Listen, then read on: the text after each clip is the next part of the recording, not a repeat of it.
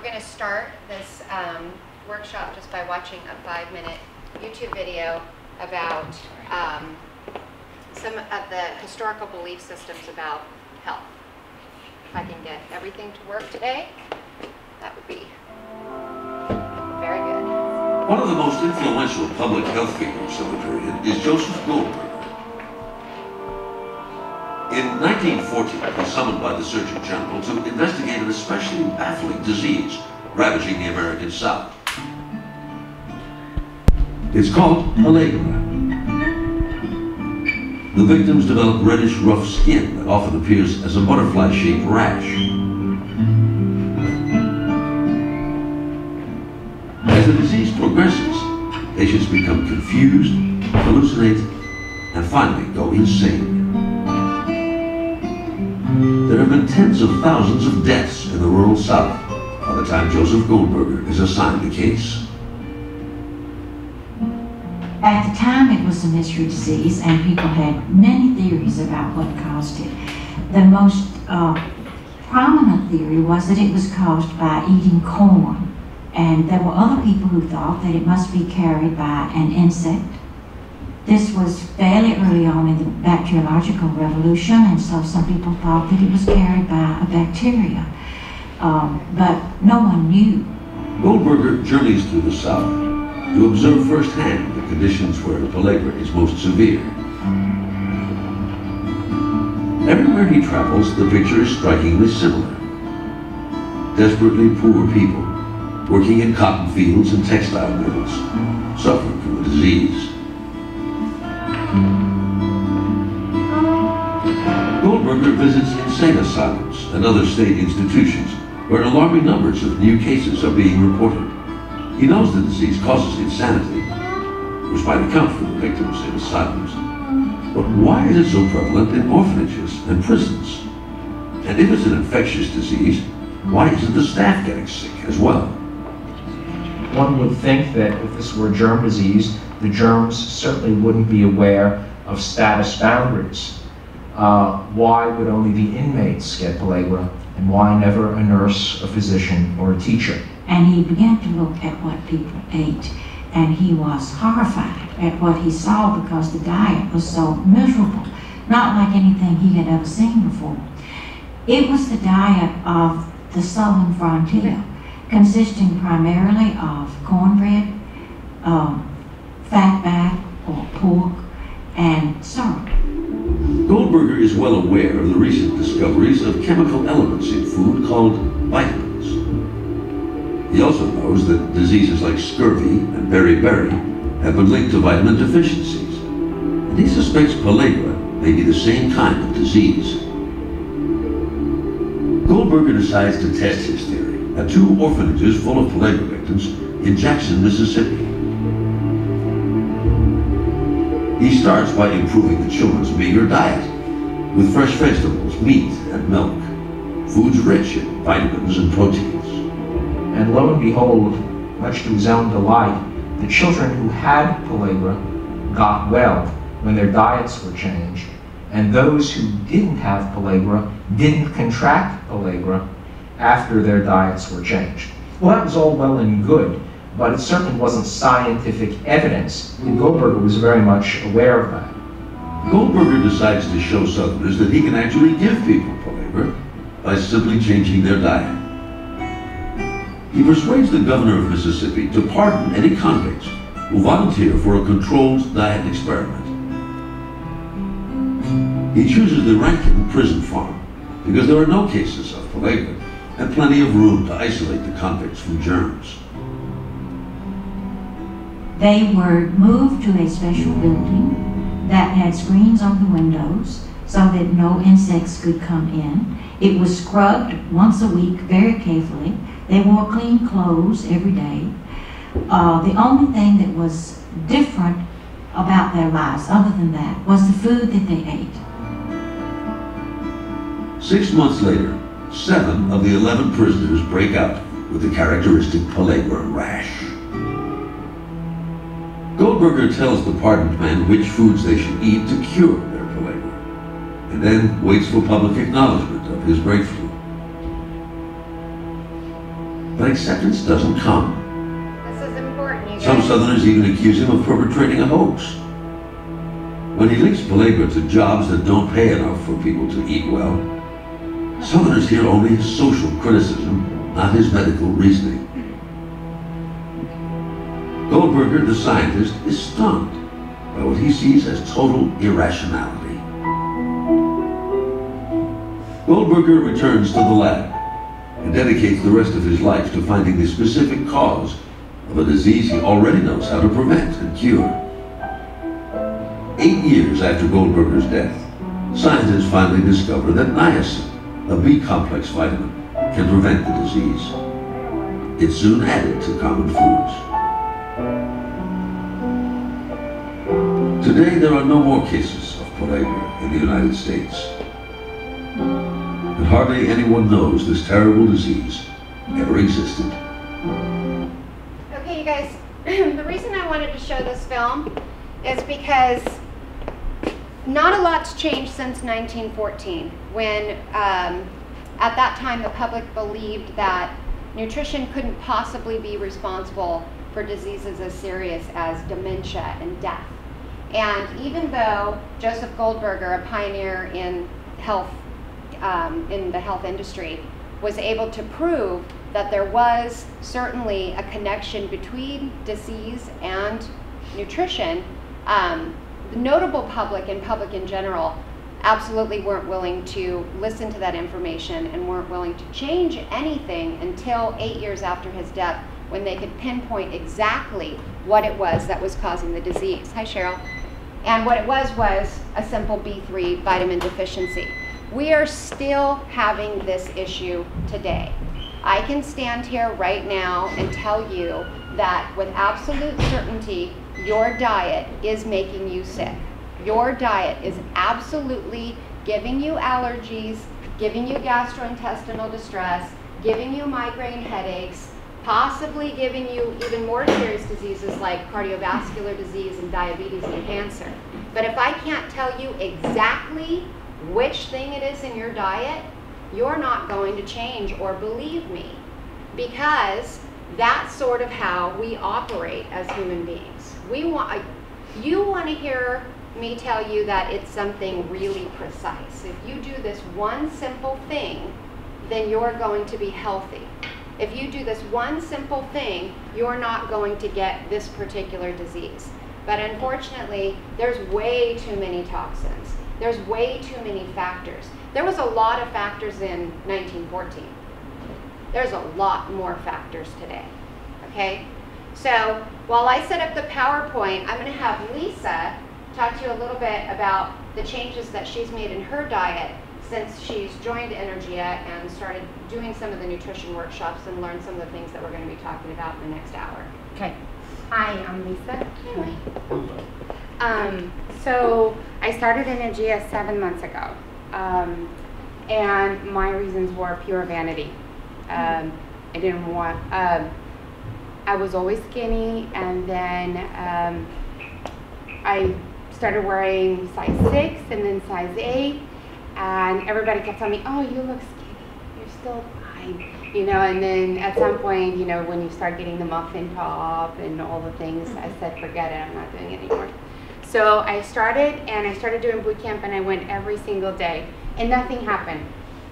Nothing really happened. The scale would go up and down, and then the 40-day challenge rolled in, and 40-day challenge is where Energia sent you a tip every single day, and you follow the tip. You took it, you embraced it, and you included it in your diet, so not just for that day, but for the rest of the time being. And that's when I started learning that if you change your diet, nutrition is such a huge part of what being healthy and per se skinny and how you feel is. So some of the simple things I guess I changed would be, I took away almost all dairy product when I was trying to lose weight. Dairy is still healthy, but not when you're trying to lose weight. And dairy, of course, the healthy dairy, not the processed. We're going to talk a lot about dairy. So not the processed stuff that you get at Safeway shelves. No more red meat, no chicken, but that all came later. I didn't become a vegetarian overnight. I slowly implemented no sugar. I cut out all processed sugar. No boxes. There is no pantry at my house anymore. We don't need stuff that comes in a box. We don't need to pop stuff in the microwave. I can guarantee you that I can cook a healthy meal with all the vitamins almost as fast as your microwave can cook you a dinner to go or whatever it is. What do you do first thing in the morning? I blend first thing in the morning. So my first meal comes from all the fresh fruits and vegetables, green juice, or if I run out of time, I do juicing too. So that's my first meal of the day. What else did I change? 80% of what goes onto my plate or into me is going to be vegetables or fruits. And it takes time to get used to it, but it's not impossible to do. What does become impossible is eating outside of your home. And that's not a bad thing. So the money that you're saving while not going out to dinner and eating things that you don't know what's inside of it is where you would implement that extra income at home, going to farmer's market or whatever. It is a learning curve. You start reading the labels, it takes you, the first time I went shopping without her help, I think it took me like 3 hours to get out of the grocery store. It takes time, but then you learn, and then you know, okay, I go to this aisle, I pick this up, I go to that aisle, I pick this up. So it takes time, it's a learning curve, it's huge. And then you start reading and you go, oh my gosh, okay, what is this? What is that? So it's like one of the really interesting quotes I learned from this book right here. This one is, so when you're shopping and you pick something up, you close your eyes, and if you can imagine that ingredients in its raw state, then you can probably buy it. But if you can't, or your grandma wouldn't know what it is, then don't buy it, put it back. So, yeah, so that's... Is that Skinny Bitch? Yeah. And while we're on that subject, if you ever do a one-to-one nutrition consultation here at Energia, we will ask you to keep a food journal, okay? Right, Michael? Anyone who's been around long enough has kept a food journal for us. If we take a look at your food journal and we see a lot of processed foods, we're going to tell you, go do it again, and this time instead of writing what you ate, write everything that you ate. Meaning you have to go on the list of ingredients and write that list of ingredients for every single food that you ate. When you get to about page 17 of your food journal for the day, you're going to get the point. Okay, it's going to become very, very clear. Okay? So yeah, and so I believe that I was really meant to do this in a way because, so I started this whole process for vanity, right? In the meantime, my parents are immigrant, so they were never fat because in Europe, you're shopping what's in season. You're shopping at markets. You're not, your refrigerators are this size, so you're not buying anything in bulk. There's no Costco or Sam's Club. And so when they got here, this idea of everything is available quick and cheap came into play. And so my dad, 2 months ago, hit the scale at 340 pounds. 340 pounds, he's not a tall man, and enough was enough. And we've tried to get him to lose weight so many times, but truth be told, neither my sister nor I nor my mom really know how to do it, because it takes knowledge and power and watching these movies and reading these books to understand what America as a society, wrapped up into my dad, is doing wrong, right? Because the labels do say it's non-fat, it's healthy, it's whatever. So taking what I've learned and going over there and cleaning his pantry up with black garbage bags and teaching him how to do it and taking him to the nutritionist and the doctors and the heart. He is that example. His heart is out of control. He is a borderline diabetes. He's on blood control medicine, blood pressure. So it's all there. And the doctor who, he was gonna do stomach staple or whatever, and the doctor who saw him said, I'm gonna go down the list of everything that you have, and every single health problem that he had was attributed to his weight. And that's my dad. That's not like the before and after pictures you see in magazines. That's my dad. That's right there close to home. So after just following what you guys are gonna learn here today, those are everything that I did with my dad, everything. She taught me, I shadowed every single thing he did. And he's not out there doing boot camp yet. It's not like super exercise. 90% nutrition. Yeah, and so everything that he did. So 2 months ago, his last appointment at the with the nutritionist, he's lost close to 40 pounds. That's 2 months. That's just following these rules. And it's not about weight for him. That's the other thing he told the doctor who was doing gastro bypass or whatever. It's like, I don't want to do this to be pretty. I want to do this because he's retiring from Abbott. He's going to have to pay for his own health insurance, and when health insurance is going to look at his weight, they're going to jack up his rates. So anyways, that's it. Okay. That's my story. Thanks, Lisa. Right now we're going to talk about myth number 1.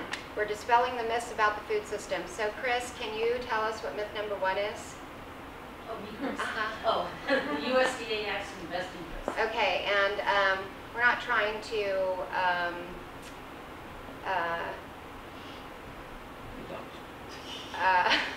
the word I'm looking for, insult anybody here, but we're going to use some foul language because we're really trying to get our point across.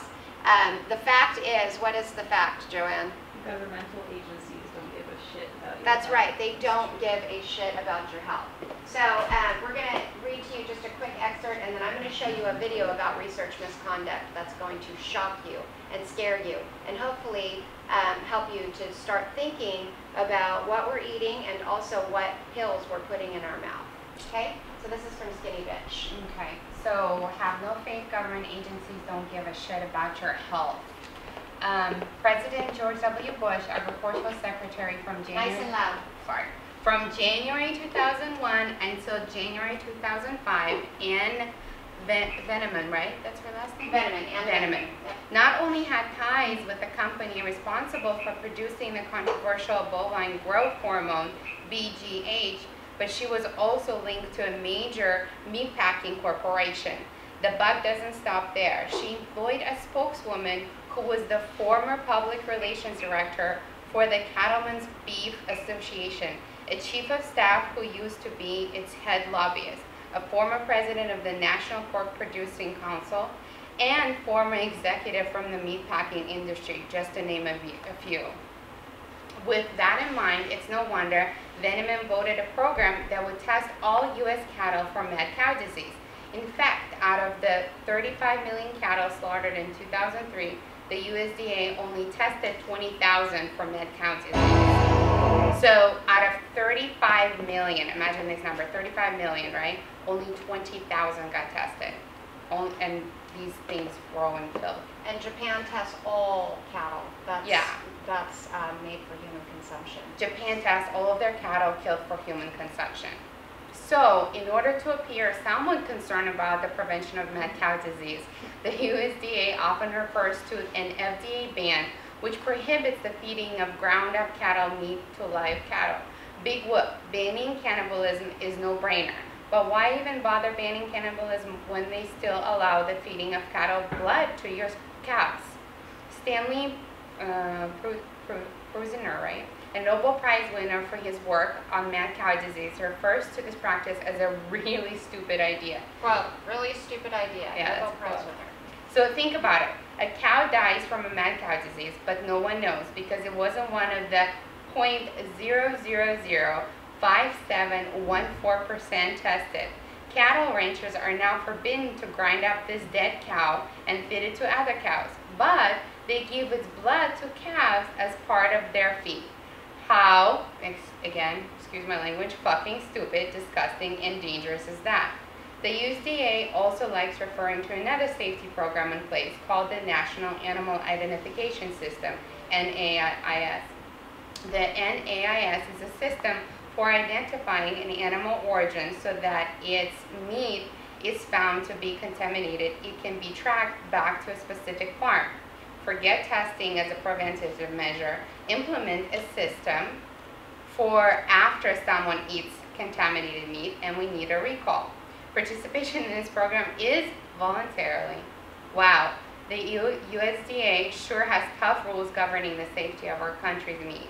The USDA website describing the NAIS actually has a section on confidentiality. It reads, the NAIS will contain only information necessary for animal health officials to be able to track suspected animals and identify any other animals that may have been exposed to a disease. To help assure participants that the information will be used only for animals' health purpose, the information must be confidential. Oh, over there. USDA and its state partners will work to protect data confidentiality. In other words, if you get sick from eating some meat out there in the food supply, we're going to protect the confidentiality of the manufacturer of that particular product. You don't need to know who got you sick, okay?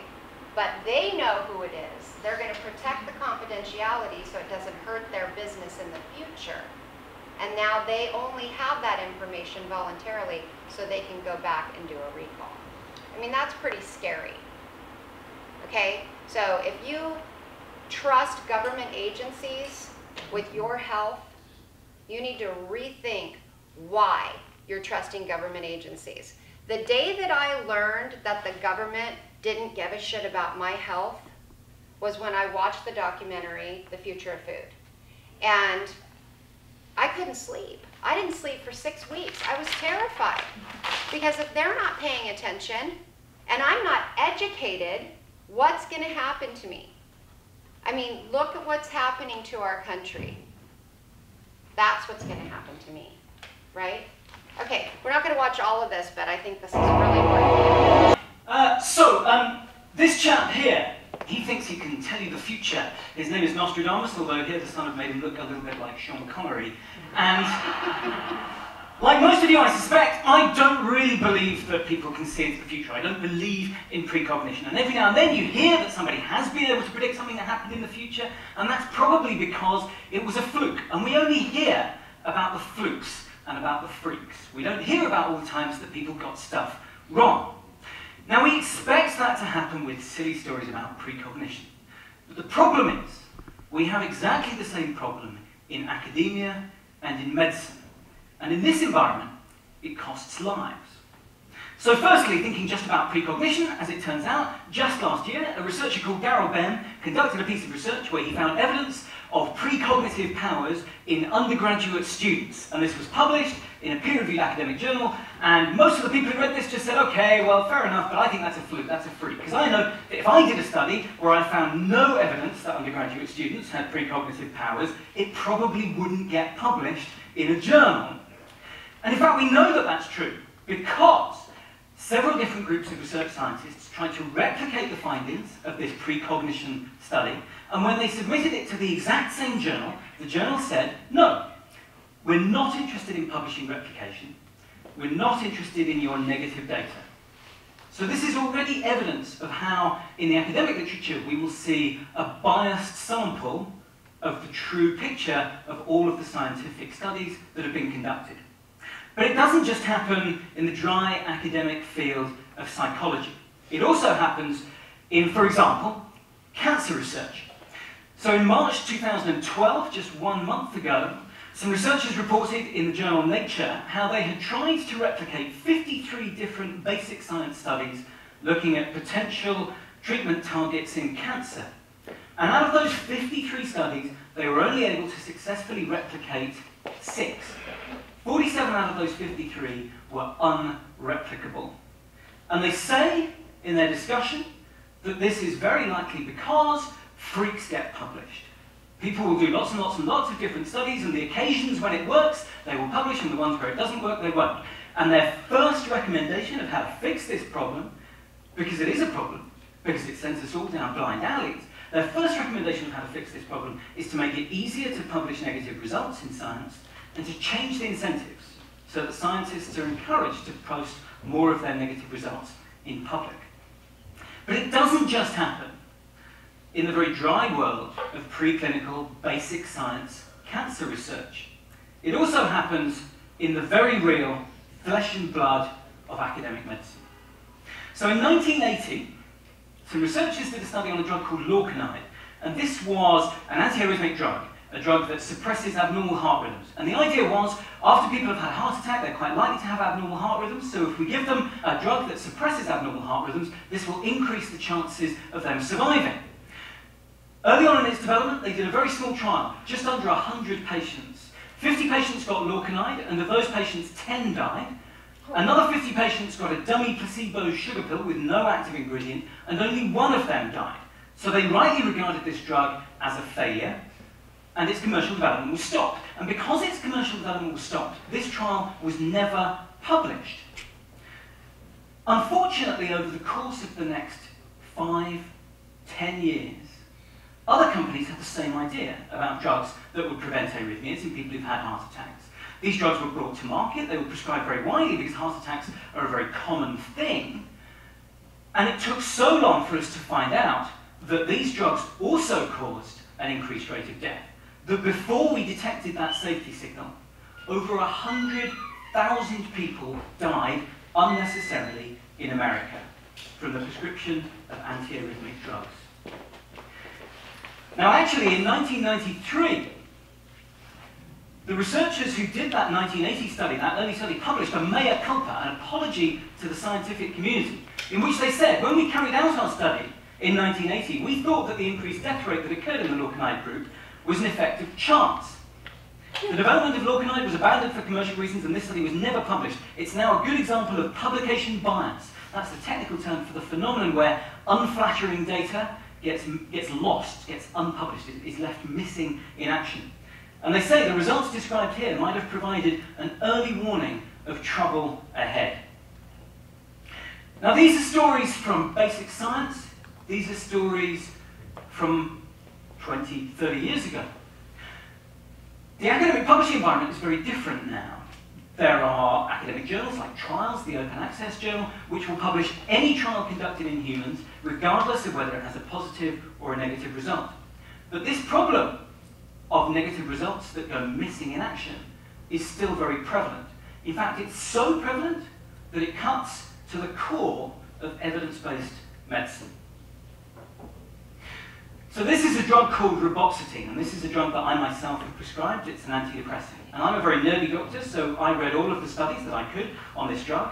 I read the one study that was published that showed that reboxetine was better than placebo, and I read the other 3 studies that were published that showed that reboxetine was just as good as any other antidepressant. And because this patient hadn't done well on those other antidepressants, I thought, well, Okay, it's catching up. Anyway, what this is going to go on to say is it's going to show you that out of 62 studies or somewhat studies in antidepressants, only the positive results were published. All the negative results were not published. And it was a 50-50 split between positive and negative. So if you have 60 studies of a drug that's FDA approved, and 30 of them are positive and 30 of them are negative, you're never going to see the negatives. You're only going to see the positives, okay? And if you want to see this whole video, I highly recommend that you do. Watch it, it's on YouTube. Just email me and I'll give you the link, okay? Which is that the future? That's not the future. No, The Future of Food's a documentary. This is just a YouTube video. It's a 15-minute video. What's the name of it though? It's Ben Goldacre, Goldacre. Have you heard of Guardian, the UK newspaper? No, tell us about Okay. it.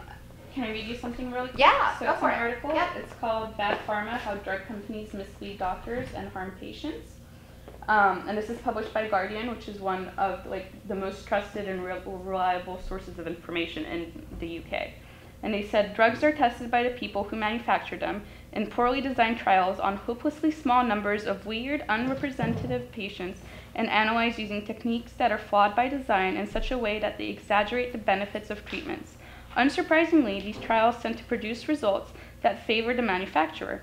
When trials throw up results that companies don't like, they are perfectly entitled to hide them from doctors and patients, so we only ever see a distorted picture of any drug's true effects.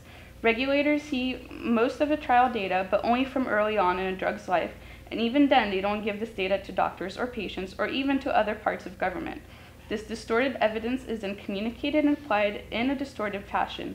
In their 40 years of practice after leaving medical school, doctors hear about what works ad hoc from sales reps, colleagues, and journals, but those colleagues can be in the pay of drug companies, often undisclosed, and the journals are too, and so are the patient groups. And finally, academic papers, which everyone thinks of as objective, are often covertly planned and written by people who work directly for the companies without disclosure. Sometimes whole academic journals are owned outright by one drug company. Aside from all this, for several of the most important and enduring problems in medicine, we have no idea what the best treatment is because it's not in anyone's financial interest to conduct any trials at all. One of my best friends is a doctor, and it's interesting enough, I was going to say, even if you do get your hands on a complete package of a research of any drug, you say you're part of the group or whatever, she's, you know, years educated doctor, practitioner, and everything else, and it will be stacked this high in font, you know, 4, and it's gonna be so confusing that it will take you years to get through it and to try to figure out whether it's gonna be beneficial for you or non-beneficial. So it's just Could somebody get on that, please? yeah. And then, you know, and then on top of that, so you have that, and then imagine if that's what they're doing to our drugs, can you imagine what they're doing to the drugs that we're going to talk about later, you know, to the people, to the animals and things like that. Yeah. Okay, so now you know USDA doesn't act in your best interest. Do you work for the USDA? I know. Okay.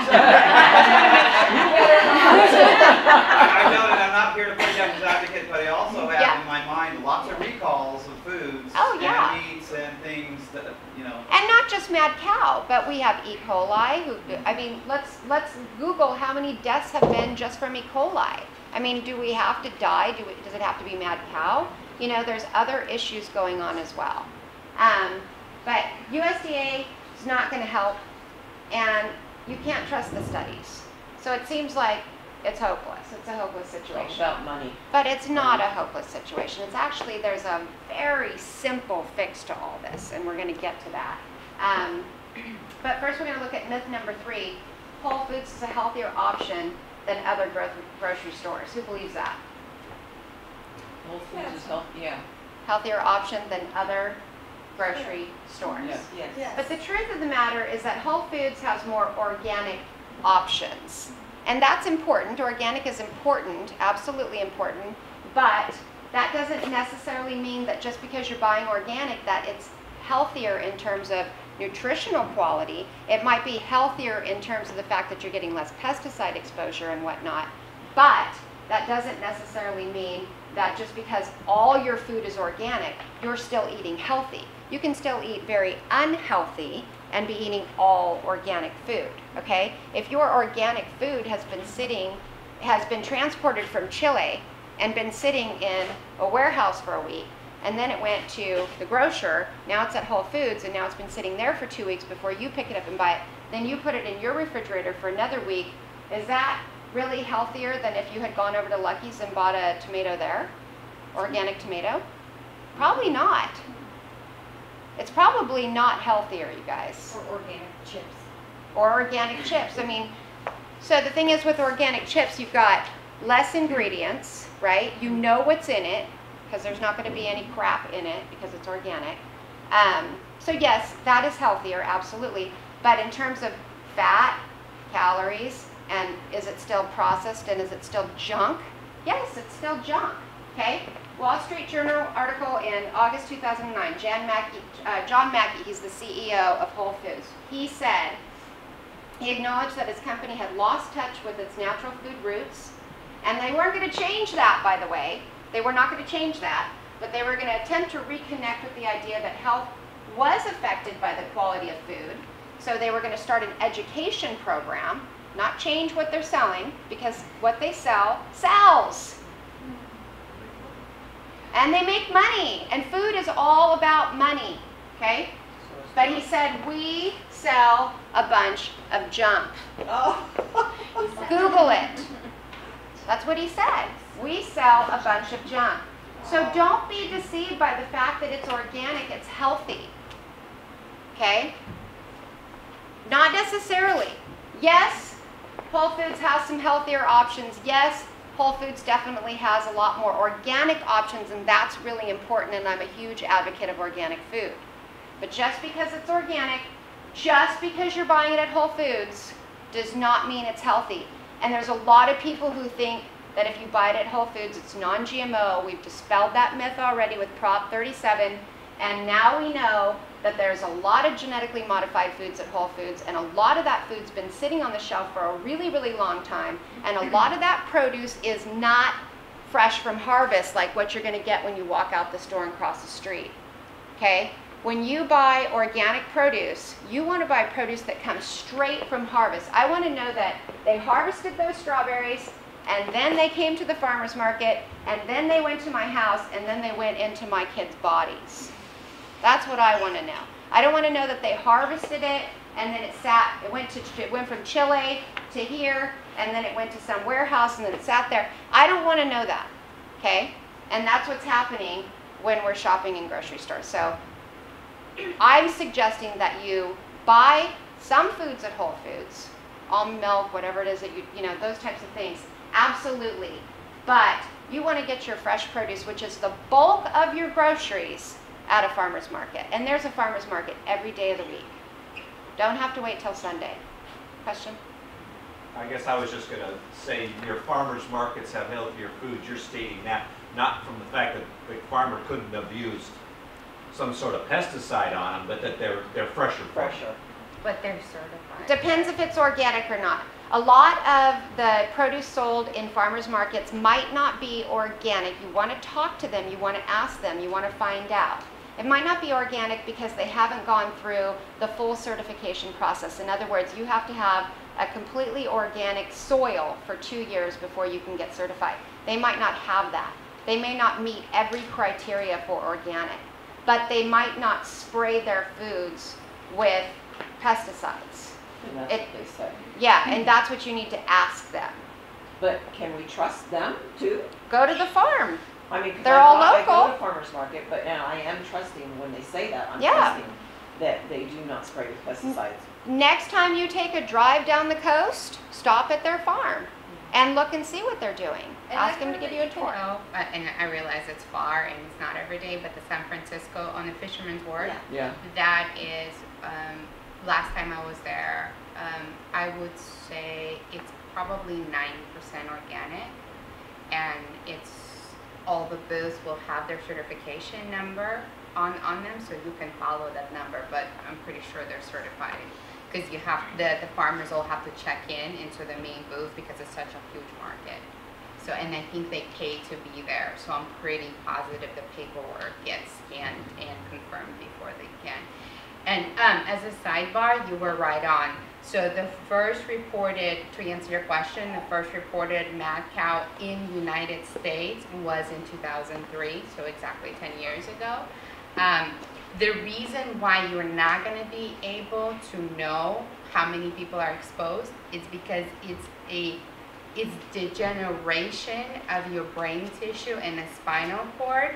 So it could be even more than 20 years because it, depending on what your diet is like now, that degeneration could be slower or faster, and they're not going to be testing for that specific issue. It's very similar to alcoholism. It's a degeneration in the brain. So think of the brain becoming like a sponge. So it'll get little holes in it, and it can take a lifetime to get to the point where you experience all the effects of alcoholism, and it's the same thing for mad cow.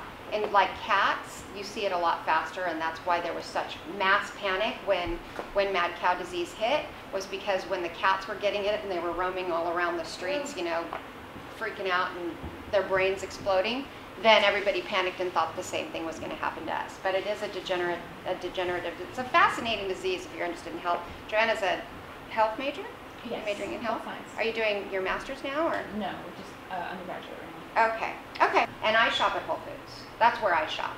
I'm just suggesting that we open up to local farmers markets, and that becomes our first choice. Our first priority is to shop in local farmers markets, and our second priority is to go to another store, you know, that's promoting organic foods. And the reason we want to really buy organic is, and also there's a big difference between big organic and small organic, right? So you've got the small organic farms, and then you've got the big organic farms, like Earthbound Farms. They're one of the larger organic farms.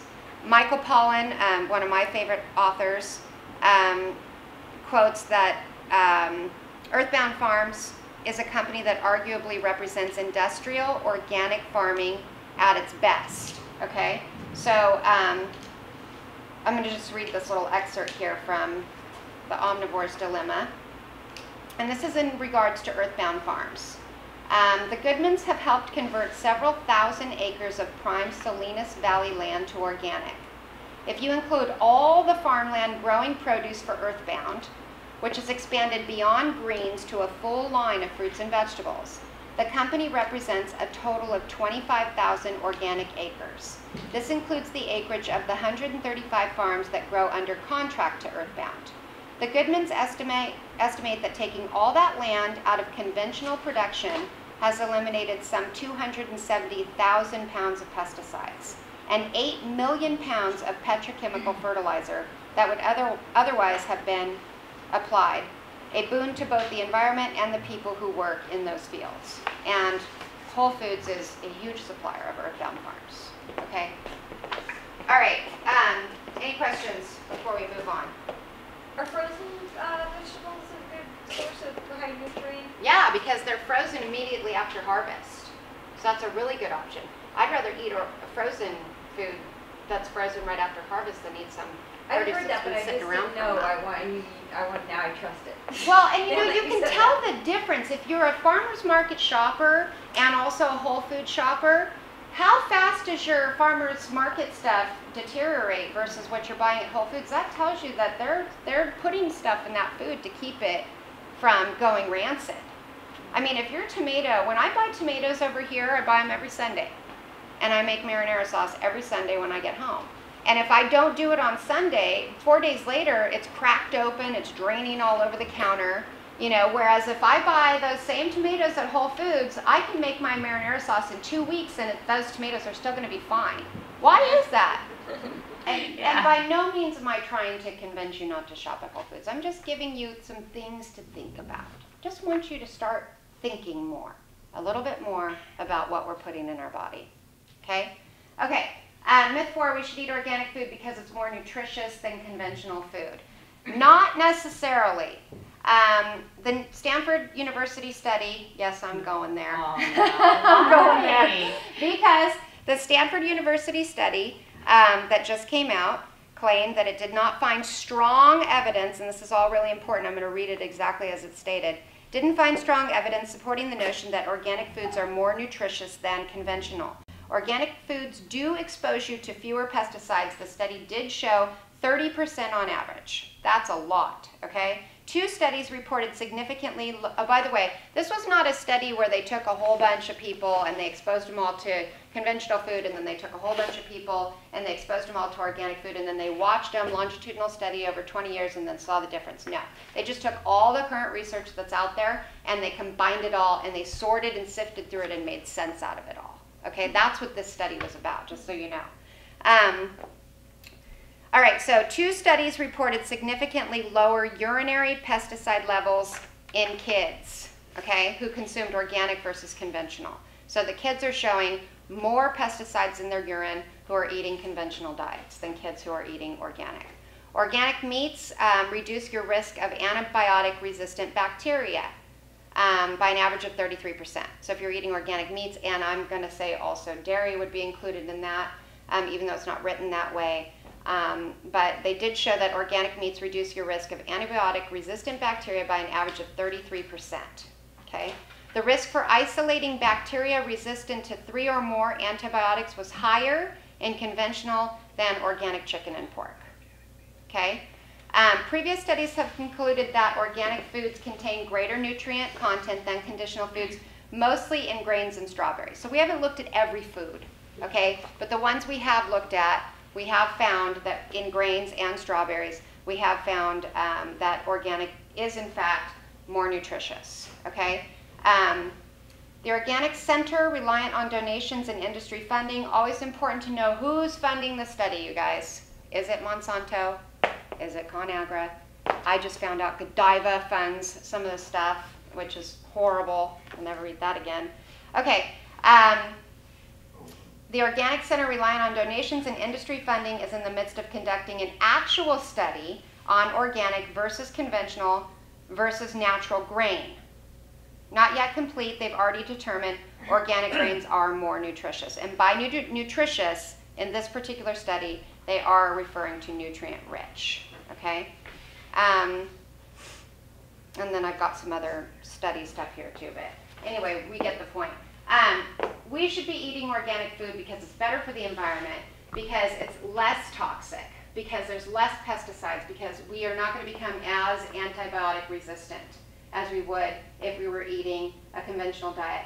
And my belief, and again, this is something that I'm writing because this is my belief in the research that I've done, and I've done a lot of it. My belief is that we should not be eating organic food just because we think, or because we think it's more nutritious, because that may not be the case. Okay? Any questions before we talk about these Monsanto rats? Why isn't that on the news? Or why wasn't that in the ad for Proposition what? It was. 7? It's been all over the news. Oh, I didn't see Dr. it. Oz had it on his show. Yeah, this has been all over the news. These are Monsanto's rats. So, genetically modified foods are safe. That's myth number 5. Did those rats eat some Corn. food that made them turn that way? Yeah, they ate a corn-fed diet, okay? So the fact is genetically modified foods are linked to adverse health problems and should be avoided. So what happened with these rats is, this was a study that was done in the UK. It was, the results were just published, they were just released, and what they did was they took rats and they fed them a regular diet of organic corn or whatever. They took another set of rats and they gave them genetically modified corn. And the rats that ate genetically modified corn ended up like this. So these are Monsanto's rats. Did they say what percentage of them ended up like that? Did they happen? You want to pull that study up? Thanks. I don't know, but enough just that one is too much, but I was just curious. Enough that it created a lot of problems for Monsanto, and it's. I never saw that ad. Oh, you didn't? No. You don't read my Facebook page. It's been on my Facebook page. Oh, not unless you send out the pingers. So if you start looking at research studies on genetically modified foods, you're going to find a lot of different things. You're going to find research studies that show the link between genetically modified foods and toxins, allergies, infertility, infant mortality, immune dysfunction, stunted growth, accelerated aging, and death. You're also going to find research studies that say that they're totally safe, that they've never caused any health problems, and there's no correlation. And we already know why. We know why there's going to be so much diversity in the studies, because we already talked about that earlier. Okay? So I can tell you that genetically modified foods aren't safe, but someone else could stand right here and tell you that they're perfectly safe. And again, it goes back to just giving you the information, and then you sort through it and make the choices for yourself and your family. Any questions on that? Okay. Let me make sure we're not watching anything before we move on. Okay, going back, but real quick, let's go back to genetically modified foods and not jump through that so quickly. How do you know if your food has been genetically modified? Somebody tell me. You had posted that little GMO sticker. Mm-hmm. So there's like certified non-GMO products at Whole Foods that you can look for that certification. And then buying the stuff from the farmer's market. Yeah, no GMOs at farmers markets. I think 70% of the food at Whole Foods is genetically modified. Read the ingredients. I don't remember what your post said. Ingredients maybe, no? Yeah, typically if you see corn or soy, it's genetically modified in this country. And they say canola oil.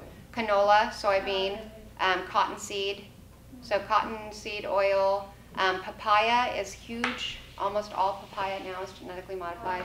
Really? I didn't know. Well, how do you know if you're buying, say, corn on the cob at a farmer's market, how do you know he didn't You raise can't that eat from genetically modified corn. GMO seeds? Yeah, because you can't eat genetically modified. Like if you just ate the corn on the cob from genetically modified, it's not. That's not edible. It's a commodity. It goes to like high fructose corn syrup, and it goes in your gas tank, and it goes into the cattle, but you can't eat it. It's not edible.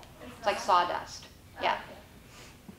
One of our clients wrote a letter to somebody in the government in California, and she addressed the issue of genetically modified food, and she replied to her, and she said, listen, that's not the problem. The problem is like 70 or something % of foods in the US are genetically modified, and the other 30% are genetically modified through cross-pollination. Yeah, and that's becoming a huge problem, and that's addressed in The Future of Food, and I do highly recommend that you watch that if you're interested in it. What is it? The Future of Food. Yeah, another good film to watch is Corn King. Corn King. Corn King. I love King, that. King corn. Yeah, King It's corn. just, Is that yeah, the name it's of it? really good, and it'll give you the whole story about corn and how much of it is out there. King Corn is a documentary by 2 Berkeley College students who actually studied under Michael Pollan. And they decided that they were going to leave the city life and go to Iowa and grow an acre of corn. And so they found a farmer who gave them an acre of land and actually helped him grow some corn, or helped them grow some corn. And in the process, they went and they tried to track where their corn was going to end up. So they wanted to find out, because it was genetically modified corn, it was Monsanto seed, and they wanted to find out exactly where it was going to go once they grew it. And they grew these amazing, bushels of corn. You know, it was beautiful, and they picked it and they tried to eat it and they spit it out. So it was like sawdust. Yeah. So the other thing that they said is farm-raised salmon is genetically modified. Oh yeah. Some varieties of zucchini, crookneck squash, and most papayas, actually now all papayas from Hawaii, milk containing RBGH. We're going to talk about milk. We won't worry about that right now. And then rennet contains genetically modified enzymes that's used to make cheese, hard cheeses, rennet. And then aspartame. Maltodextrin, soy lecithin, high fructose corn syrup, and all the oils that we talked about, corn, soybean, cottonseed. You just want organic. Organic is non-GMO. Is there absolutely, positively no positive benefit at all from genetically modified foods? There's a huge positive benefit. I mean, are there to the people some who own stock in it. have some that come to market that are more nutritional? I just flashed on a seedless watermelon. Well, there was a day when we didn't have that. Yeah. The seedless watermelon but is you're genetically modified. No, it's Or not genetically hybrid. modified. It's just cross-pollinated. That's completely different. When you cross-pollinate something, so you take 2 different seeds and cross-pollinate, that's not genetically modifying. Genetically modifying is when you go into a laboratory and you remove a part of the DNA, or you add a piece of DNA into the DNA strand. So we're talking about 2 very different. We've been cross-pollinating since the beginning of time. We've been cross-pollinating. That's one thing. That's not genetically modified. Genetically modified. Changing that. Oh, so then it tweaks with nature in who knows what way. That's why they call it the frankenfood. Okay, Yeah. now I get it. Yeah. I always thought it was cross-pollinating. No, it's not cross-pollinating. It's let's actually just let's go into this whole issue about corn-fed beef. Okay, we're going to just move forward into this so we can try to wrap this up. So grass-fed versus corn-fed beef. Corn-fed beef is a good source of protein. Okay, the fact is corn-fed beef is a good source of saturated fat and animal abuse. Okay. So, in 1621, the New World colonists recognized that no other plant could produce quite as much food as fast on a given patch of land as Indian corn, right? And in the early 1900s, American corn breeders figured out how to cross-pollinate 2 corn plants, which would increase the yield significantly. And from that, they were able to genetically modify, to go in and change the DNA in a laboratory. And by changing the DNA, they could increase the corn yield so significantly that when they tried to reproduce it in the next harvest, it wouldn't reproduce. And that was a big game changer, because as soon as that happened, you could patent it, and it could belong to a corporation. And all of a sudden, food became big business, okay? At that time, around 1919, 1 in 4 Americans lived on a farm, okay? And of those, that one farmer could feed himself, he could feed his family, he could feed 12 other people, okay? Himself, his family, and 12 other people. Now, less than 2 million Americans live on farms, and one farmer can feed 129 people. Okay, big difference. And this is mostly because of genetically modified foods. In the 1950s and the 1960s, corn had become the crop that put the cash in the farmer's pocket. Okay, that's how they were going to make their money because it had such an incredibly high yield. Okay, so this hybrid corn is now being grown at 30,000 per acre. Okay, whereas prior to that it was like 8,000 per acre. So huge difference. And it's taking up more and more land, but what does that do to corn prices? They start to plummet. So as the corn prices drop, the farmers do what? Grow more corn to offset the losses, okay? So now they're growing more and more and more corn. So now we have this huge surplus of cheap corn, and we have to do something with it. It has to go somewhere. And so where does it go? Gasoline.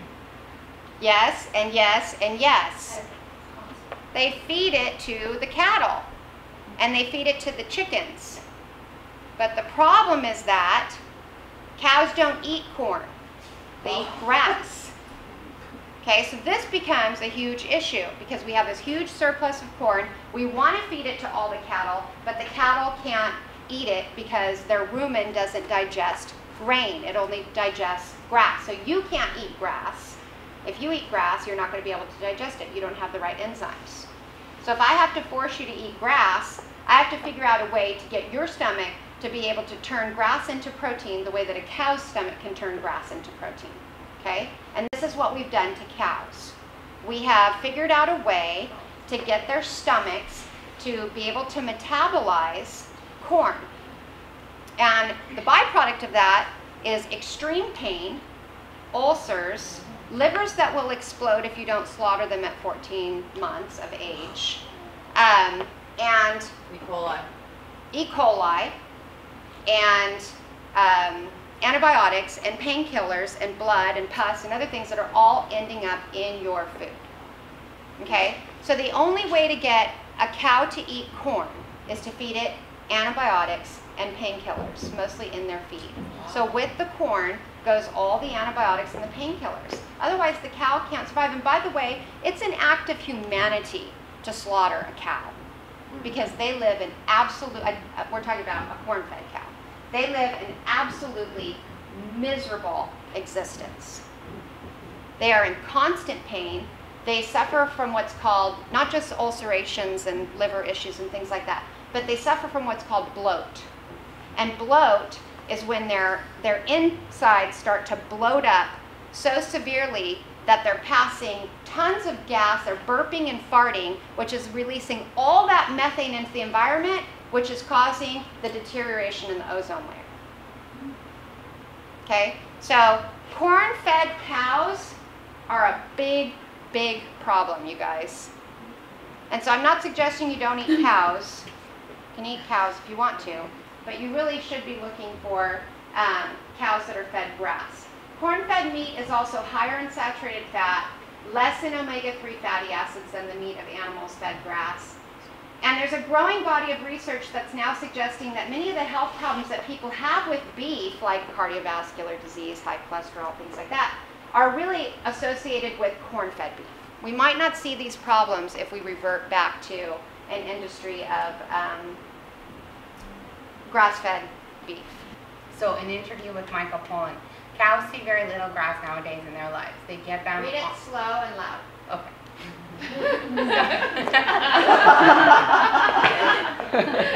I feel like if I'm back in school, huh? It's like big cat. We're big cat. You know, give me 20 burpees. Yeah. Okay. Cows see very little grass nowadays in their lives. They get them on corn as fast as they can, which speeds up their lifespan, gets them really fat, and allows you to slaughter them within 14 months.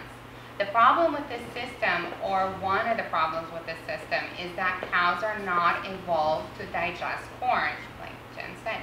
It creates all sorts of problems for them. The rumen is designed for grass. All corn is just too rich and too starchy. So as soon as you introduce corn, the animal is liable to get sick. It creates a whole host of changes to the animal. So you have to essentially teach them how to eat corn. You teach their bodies to adjust. And this is done in something called the back rounding pen at the ranch, which is kind of the prep school for the feedlot. Here's where you teach them how to eat corn. You start giving them antibiotics because as soon as you give them corn, you disturb their digestion and they're apt to get sick. So you then have to give them drugs. That's how you get this whole cycle of drug and meat. By feeding them what they're not equipped to eat well, we then go down this path of technological fixes. And then the first is the antibiotics. Once they start eating the corn, they're more vulnerable. They're stressed, so they're more vulnerable to all the different diseases cows get. But specifically, they get bloat, which is just a horrible thing to happen. They stop ruminating. You have the image of a cow on a grass, of the cow ruminating, which is chewing its cud and burping a lot. In fact, a lot of greenhouse gases come out of the stalk as methane emerges from their mouth as they irrigate. It is a technical term. And then they bring down saliva in this process, and it keeps their stomach very base rather than acid. So you put in the corn, and this layer of slime forms over the rumen. You've got the picture of the rumen. It's a 45-gallon fermentation tank. It's essentially fermenting the grass. Suddenly, your slime forms, and the gas can't escape, and the rumen just expands like a balloon. It's pressing against the lungs and the heart, and if nothing is done, the animal suffocates. So what is done is, if you catch it in time, you stick a hose down the esophagus and you release the gas, and maybe give the animal some hay or grass, and it's a lot healthier. But it's one of the things that happens to cow on corn. Not all cows get bloat. They're prone to bloat. It's a serious problem on feedlots. They also get acidosis, which is an acidifying of the rumen. And when the animals get the acid stomach, it's really bad case of heartburn, and they go off their feet. Eventually, if you give them too much corn too quickly, it ulcerates the rumen. Bacteria escapes from the rumen into the bloodstream and end up in liver, creating liver abscesses. What do we do about that? Another antibiotics. Most cows on the feedlots eating the rich diet of corn are prone to having their livers damaged. So to prevent that or limit the incidence of liver disease, we have to give them another antibiotic. So, you're getting corn and antibiotics when you get a burger. Yeah. That's a go. I just did a quick Google search, but in New York Times reported in 2005 that the government spent $41.9 billion on corn subsidies from 95 to 04. Wow. A lot of money. Okay. Doesn't more methane pollution come from cows than cars? Like oh yeah, that's the major source of, right. of methane pollution is cows. Shocking. Okay, so looking at, I can't get the food eating thing. It was really, really gross. I wanted to show you guys. You guys but well, not before lunch. you can go home and watch it later. Okay, so let's just look at some of the toxins in processed packaged foods. We're going to go through these quick, and then I'm going to show you how to fix the quick fix to all of this, and you get to go home or get to go across the street farmer's market. Oh, yeah. So number one, sodium nitrate or sodium nitrite, they're used interchangeably. So if you see either one, same thing. This is a preservative, coloring and flavoring that you'll commonly find in lunch meat, bacon, ham, hot dogs, smoked fish, corned beef. It's been linked to various types of cancer. BHA and BHT, butylated, do I really have to try to pronounce this, hydroxyanisole and butylated hydroxytoluene are used to preserve common household foods. They're found in cereals, Chewing gums, potato chips, and veggie oils. They are oxidants which form potentially cancer-causing reactive compounds in your body. Propylgallate, another preservative which is often used in conjunction with BHA and BHT, sometimes found in meat, chicken soup base, and chewing gum. Animal studies have suggested that it could be linked to cancer. MSG, this is considered natural, and it's a natural flavoring. By the way, when you see natural flavoring, artificial flavoring, ever wonder what the hell that means? They don't have to tell you, okay? MSG is an amino acid used as a flavor enhancer in soup, salad dressings, chips, frozen entrees, and restaurant food. It can cause headaches and nausea in some people, and animal studies have linked it to damaged nerve cells in the brains of infant mice. Trans fats are proven to cause heart disease. Restaurant food is where you're going to find them if you're careful in the grocery store, so I suggest that you eat at home. Fast food chains are serve foods laden with trans fats. In-N-Out?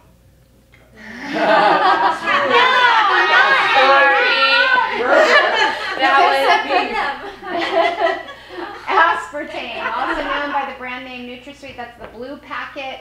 It's a sweetener found in so-called diet foods such as low-calorie desserts, gelatins, drink mixes, Coca-Cola.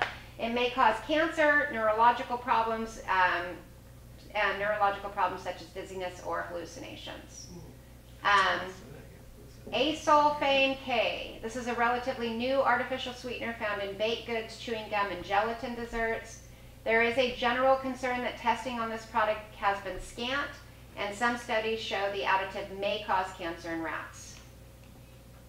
Food colorings, blue 1, 2, red 3, green 3, yellow 6. 5 food colorings still on the market are linked with cancer. Blue 1 and 2 found in beverages, candy, baked goods, pet foods have been linked to cancer in mice. Red 3 used dye, cherries, fruit cocktail candy, and baked goods has been shown to cause thyroid tumors in rats.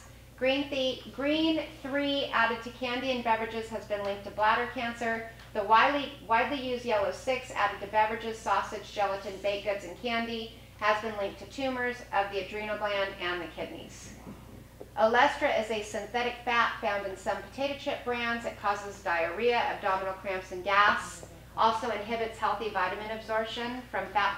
That's funny that we would put something on the market that inhibits vitamin absorption because it won't digest the fat. How about we just don't eat the fat? I mean, it's ridiculous. Potassium bromate is used as an additive to increase volume in some white flour breads and rolls. It's known to cause cancer in animals, and even small amounts in bread can create a risk for humans. Diacetyl, this has been a big one. Dr. Oz broke the story recently. I've been talking about it a lot in boot camp. It's an artificial butter flavoring that's added to microwave popcorn and other snack foods. Many factories have stopped using it because, luckily, people like Dr. Oz who break stories like this, but new research shows now that diacetyl is linked to Alzheimer's disease. And it's not just found in microwave popcorn. That's a little bit deceiving. Diacetyl is in a lot of processed foods, but you would never know because this is one of the things that doesn't have to be listed on the label. Wow. I don't want to get really deep into soy because I think we want to try to wrap this up. But the fact is, a lot of people believe that soy is a health food. Soy is one of the most genetically modified foods in this country next to corn. Almost everything you buy that has soy or is soy-based in this country is genetically modified. So if you are going to eat soy, you should eat what? Organic. Organic. Fermented forms of soy are also very healthy, so miso and tempeh. There's a lot of research out there about soy. Some of it says it's a big health food. Some of it says it's a big health risk. You kind of have to sort through the data, but know that soy became this big, huge health food because what? Money. Yeah. They were genetically modifying it. They wanted to sell it. So all of a sudden, we're going to push it out there and make everybody believe that it's this huge health food. And all of a sudden, everybody started changing and switching over to soy. So if you are eating soy, you should be eating organic soy, and also use soy in moderation. I wouldn't make that the bulk of your diet. So what's next? How do we solve all these problems? It's so simple. You're going to eat a mostly plant-based diet, lots of plants, especially the leaves of plants, fruits, vegetables, a variety of whole grains, beans, nuts, and seeds. Buy organic whenever possible. Shop at the farmer's market for the bulk of your food. Avoid processed packaged foods. Just don't buy them, don't eat them. Use your brain, know exactly what's in the food you're eating. Do some research, call the manufacturers if you're unsure. I called one the other day because I totally got bamboozled into this too. I went to Whole Foods and I bought this stevia product. It's called New Stevia. And then I recommended to all of you that you use it because it was really delicious. And then I looked at the ingredients and saw that it had maltodextrin in it, and I know that maltodextrin is corn-based, and all corn in the United States is genetically modified for the most part. So I called the manufacturer and I asked them, is this a GMO-free food? And they said, which one? All of them are except for one, and it happened to be the one that I had, which was New Stevia. And I said, well, I'm going to return it. And she said, okay, well, we have other products that are non-GMO, and so I'm going to take it back and get one of the ones that are non-GMO. Maybe visit a farm or two. Eat grass-fed beef and drink grass-fed or raw dairy. And we didn't get into raw dairy, but that's a whole nother issue for a whole nother workshop for a whole nother day.